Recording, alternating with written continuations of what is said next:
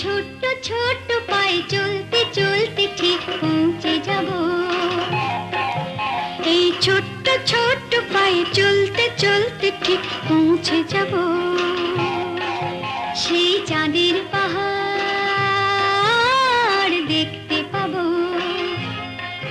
সেই চাঁদের পাহাড় মাথায় যাহার রামধনু রঙ হয় দেখতে পাবো। ঠিক পৌঁছে যাব এই ছোট্ট ছোট্ট পায়ে চলতে চলতে ঠিক পৌঁছে যাব।